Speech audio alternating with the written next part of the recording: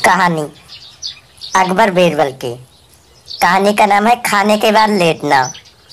ऐसी ही और मज़ेदार कहानी देखने के लिए हमारे चैनल को सब्सक्राइब करें, और अगर आपको कहानी अच्छी लगी हो तो लाइक, शेयर और कमेंट करें।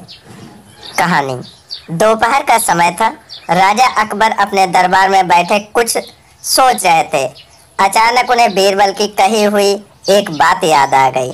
उन्हें याद आया कि एक बार बीरबल ने उन्हें एक कहावत सुनाई थी, जो कुछ इस तरह से थी: खाने के बाद लेटना और मारने के बाद भागना एक सयाने मनुष्य की निशानी होती है।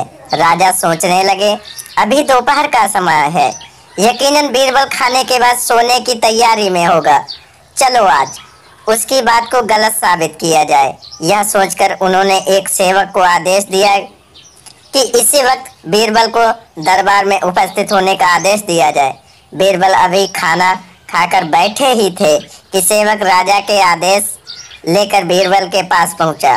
बीरबल आदेश के पीछे छिपे राजा की मंशा भली बात समझ गए थे। उन्होंने सेवक से कहा, तुम थोड़ी दूर रुको, मैं कपड़े बदलकर तुम्हारे साथ ही चलता हूँ।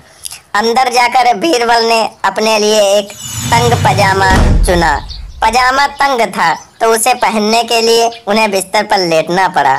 पजामे को पहनने का बहाना कर वे थोड़ी देर बिस्तर पर ही लेटे रहे और फिर सेवक के साथ दरबार की ओर चल दिए।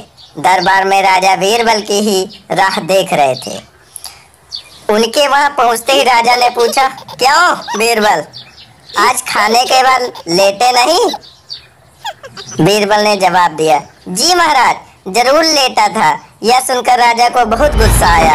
उन्होंने बीरबल से पूछा, इसका मतलब यह है कि तुमने मेरे आदेश का असम्मान किया? तुम उसी समय मेरे सामने क्यों उपस्थित नहीं हुए? इसके लिए मैं तुम्हें सजा देता हूँ। बीरबल ने तुरंत जवाब दिया, महाराज, यह सच है कि मैं थोड़ी देर लेटा था, लेकिन मैंने आपके आदेश की अवहेलना नहीं की। आपको मुझ पर यकीन ना हो तो आप सेवक से इस बारे में पूछ सकते हैं। हाँ, ये अलग है कि मुझे इस तंग पजामे को पहनने के लिए बिस्तर पर लेटना पड़ा था।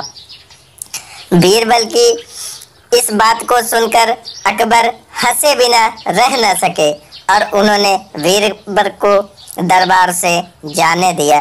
बच्चों, कहानी से यह सीख मिलती है कि परिस्थिति को भांपते हुए हमारे द्वारा उठाया गया एक कदम हमें अनेक मुसीबतों से बचा सकता है। कहानी अच्छी लगी हो तो लाइक, शेयर और कमेंट करें और चैनल को सब्सक्राइब करें।